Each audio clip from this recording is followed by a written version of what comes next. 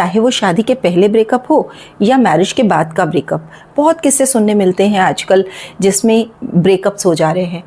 और आपको पता है सबसे ज़्यादा मज़ेदार बात यह है कि जब भी ब्रेकअप होता है हम मैक्सिमम टाइम उस ब्लेम गेम में लगे रहते हैं कि मेरे साथ ऐसा हुआ, और उस दुख से हम बाहर नहीं उबर पाते।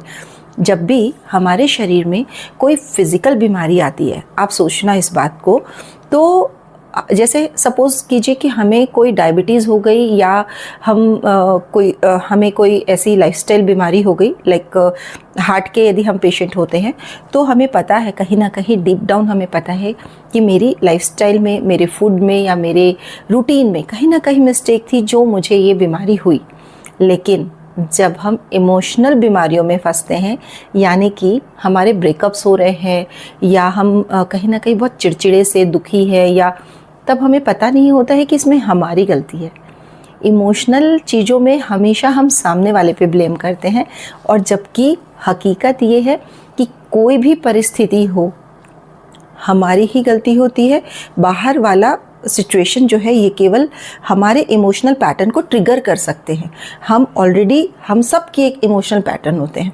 आप देखिए कि एक टीचर क्लास में जब बच्चों को पढ़ाती है तो सब बच्चों पर उसका असर नहीं, जैसे यदि कभी टीचर बहुत ज़ोर से डांट लगाती है तो सब बच्चों पर उसका असर सेम नहीं होता। कुछ बच्चे बिल्कुल हवा में उड़ा देते हैं, कुछ उनको बहुत अप्रिशिएट करते हैं, और कुछ डर जाते हैं, सहम जाते हैं, और कुछ को बहुत ज़्यादा बुरा लग जाता है। तो वो सारा उनकी इमोशनल स्ट्रेंथ पे डिपेंड करता है। ये इमोशनल स्ट्रेंथ कुछ तो बाय बर्थ हमें मिलती है, और कुछ टाइम और सिचुएशंस के साथ हम डेवलप करते जाते हैं। जस्ट लाइक हम अपने बॉडी मसल्स को डेवलप करते हैं, वैसे ही हमें अपनी इमोशनल स्ट्रेंथ को भी डेवलप करना चाहिए। और यदि हमारी इमोशनल स्ट्रेंथ अच्छी है तो हम अपने रिश्तों को बहुत स्ट्रांगली निभा पाएंगे, उन्हें बांध के रख पाएंगे, टिका पाएंगे। क्योंकि रिश्तों में लेट गो करना बहुत ज़रूरी है। ब्लेम गेम से रिश्ते नहीं टिकते हैं। और जैसे ही हम ये रियलाइज़ कर लेते हैं कि ये सारी सिचुएशन, जो भी एक्सटर्नल सिचुएशन है, ये हमें बस जस्ट ट्रिगर कर सकती है, हमारा इमोशनल पैटर्न ही ऐसा है, इसी वजह से हम डिस्टर्ब हो रहे हैं, तो तुरंत हमारी चीज़ों का सॉल्यूशन निकल जाता है। और जब हम डीप हीलिंग की प्रोसेस में जाते हैं, बहुत ही सिंपल सा प्रोसेस होता है, मेडिटेशन के थ्रू, चक्रा हीलिंग के थ्रू, और बहुत सारे ऐसे मोडालिटीज़ हैं जिनको आप सेल्फ प्रैक्टिस करके अपने आप को सेल्फ हील कर सकते हैं।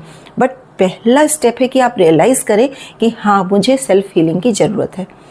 और ज़रूरी नहीं है कि जब सिम्टम्स आएँ, यानी कि जब रिलेशनशिप ब्रेक हो या कुछ और ट्रॉमास आएँ, उसके बाद ही हम हीलिंग में जाएं।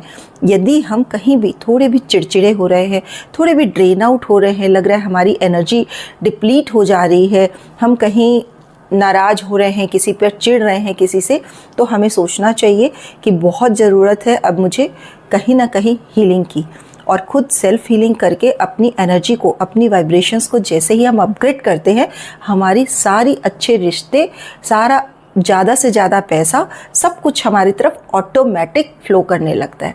हम मनी मैग्नेट बन जाते हैं, हम अच्छे रिलेशनशिप के लिए भी मैग्नेट बन जाते हैं। कितना इंटरेस्टिंग फैक्ट है, लेकिन केवल और केवल हमें अपने इनर सेल्फ पे वर्क करनी है।